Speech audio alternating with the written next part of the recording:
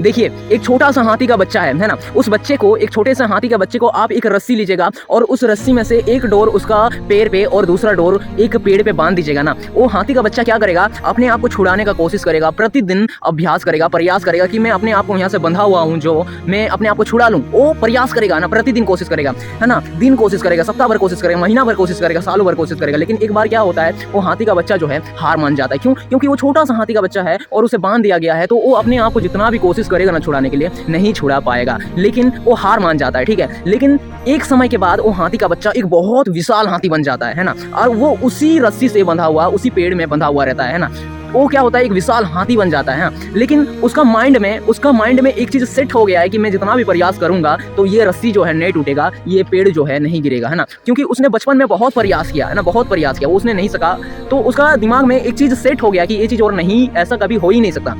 लेकिन जब वो हाथी जब विशाल हो जाता है, वो प्रयास करेगा ना, जब भाई एक विशाल हाथी होने के बाद यदि प्रयास करेगा, वो रस्सी को यूं तोड़ देगा और पेड़ को जो है यूं गिरा देगा। लेकिन उसका माइंड में एक माइंड में ये चीज हो गया है कि ये चीज नहीं हो सकता, ये रस्सी नहीं टूट सकता, ये पेड़ नहीं गिर सकता। ठीक उसी तरह मेरे दोस्त, एक समय है, जैसे कि उस हाथी का एक समय था जब उसने प्रयास किया तो नहीं तोड़ पाया। लेकिन वो एक समय ऐसा आता है जब वो विशाल हो जाता है और वो प्रयास करता है, तो वो विशाल हाथी जो है ना, उस पेड़ को गिरा देता, उस रस्सी को तोड़ देता। ठीक उसी तरह समय आता है, अभी भले हम लोगों का प्रार्थना सुना नहीं जा रहा, लेकिन एक समय आएगा हम लोगों का माइंडसेट ऐसा हो जाता है ना, कि ऐसा होता है जैसे उस हाथी का हो गया था कि मेरा जितना भी प्रयास करने से उस रस्सी को मैं तोड़ नहीं पाऊंगा, मैं जितना भी कोशिश कर लूं उस पेड़ को गिरा नहीं पाऊंगा। ये उस हाथी का सोच में, उसका माइंड में बैठ गया था, है ना? इसलिए वो कोशिश ही नहीं करता है, बड़े हो जाने से भी, विशाल हो जाने से भी। ठीक उसी तरह मेरे दोस्त, हम लोग का भी एक माइंड में बैठ जाता है कि इतना मैंने प्रार्थना किया, इतना कुछ किया, चंगा ही नहीं हुआ और होगा ही नहीं, ऐसे हम लोग का माइंड में बैठ जाता है। लेकिन एक टाइम टेबल होता है, एक टाइम पीरियड होता है ना, हर एक चीज में एक टाइम टेबल, एक टाइम पीरियड होता है। एक समय आ रहा है जब आपको उस चीज से चंगाई मिलेगा, जब आपको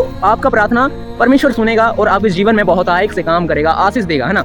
हर एक चीज से, हर एक विपत्ति से प्रभु परमेश्वर आपको संभालेगा, एक समय आ रहा है। इसलिए मेरे दोस्त, इस कहानी से, इस चीज से बहुत कुछ आपको सीखने को मिलेगा। इसलिए मेरे दोस्त, हर एक चीज का मैं अंत में कहता हूँ, मसीह जीवन को छोड़ के जाने का जरूरत नहीं है। हर एक चीज का एक टाइम पीरियड होता है ना। आप धीरज धरिए, आप जितना आप चाहते हो ना, उससे आपको बढ़ के मिलेगा, है ना? वो प्रभु आपको देगा। आपका जितना आप अपने मन से सोचते हो कि मुझे ये चीज चाहिए, मुझे ऐसा है, उससे बढ़कर आपको दुगना मिलेगा, है ना? जिस प्रकार अय्यूब को परमेश्वर ने दुगना आशीष दिया, आपको विश्वास, अय्यूब ने क्या विश्वास किया था ना, ठीक उसी प्रकार हमें भी विश्वास में धीरज धरे रहेंगे ना हम भी, तो हमें भी क्या है, दुगना प्रभु परमेश्वर आपको वो चीज देंगे, है ना? उससे बढ़ करके देंगे, यदि आप विश्वास में धीरज धर पाओगे तो।